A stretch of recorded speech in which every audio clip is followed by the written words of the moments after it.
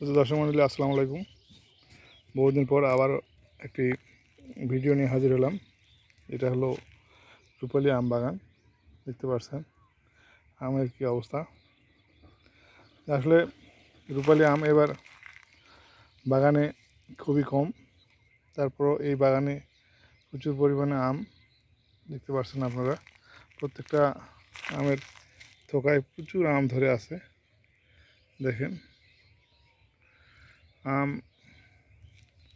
আসলে চিন্তা করা যায় না, এরকম ধরনের আম ধরে আছে। দেখেন এই যে এই গাছ, পাশের গাছটা তো দেখেন আম ধরে আছে। তবে এখানে একটা যেটা সমস্যা সেটা হলো যে দেখেন উকুনে পোকা এটা তো নষ্ট করছেই।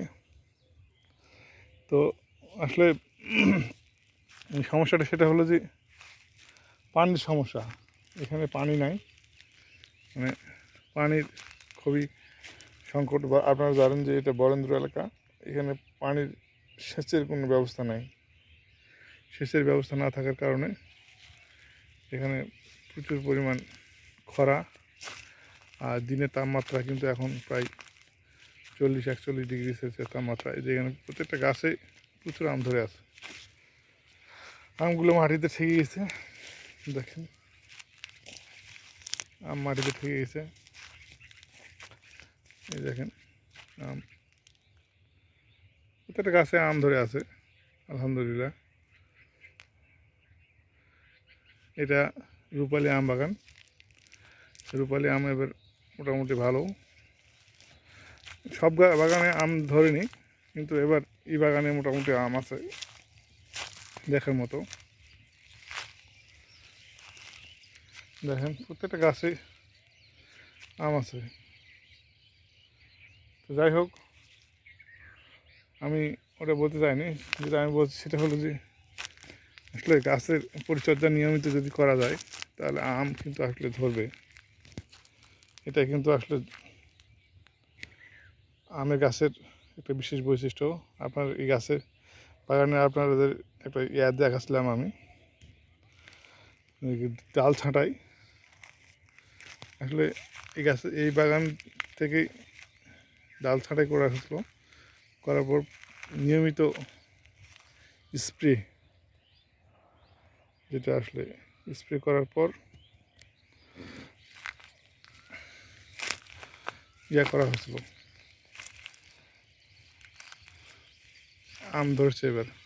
দেখেন এই গাছটা দেখেন, গাছের চেহারা, আমার গাছের চেহারা কিন্তু খুব ভালো নয়, কিন্তু আম কী পরিমাণ ধরে আছে দেখেন।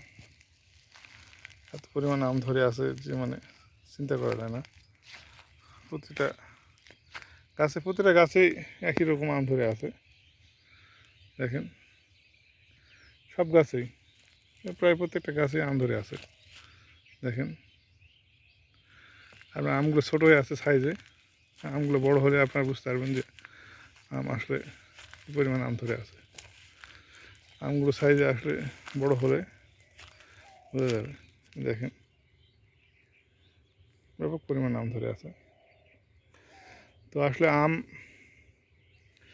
চাষ লাভজনক, এটা বলাই অপেক্ষা রাখে না, বলার অপেক্ষা রাখে না।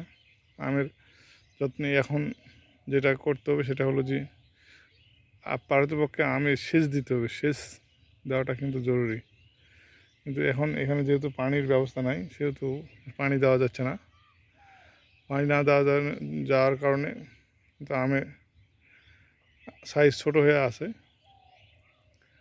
তাপমাত্রা যেহেতু বেশি,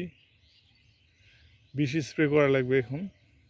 সেটা হলো যে ব্রোনের স্প্রে করতে হবে, ব্রোন আর সাথে অ্যামাব্যাক্টিন। আর আর এই যে বিভিন্ন ধরনের ছত্রাকনাশক আছে, বাজারে পাওয়া যায় কম বেশি সবগুলোই। মানে আপনার যেমন কার্বেন্ডাজিম বা কার্বেন্ডাজিম বা ম্যানকোজেব মিক্সড পাওয়া যায় বিভিন্ন ধরনের, বিভিন্ন নামে। এগুলো আপনি স্প্রে করতে পারেন। এগুলো স্প্রে করলে আমের কালার ভালো থাকবে, আর আম পড়বে না। আর বিশেষ করে কিছু বলবো না, তো আমের যত্ন নেন, আম ভালো থাকবে। এই প্রত্যাশায় আজকের মতো এখানে শেষ করছি। আসসালামু আলাইকুম।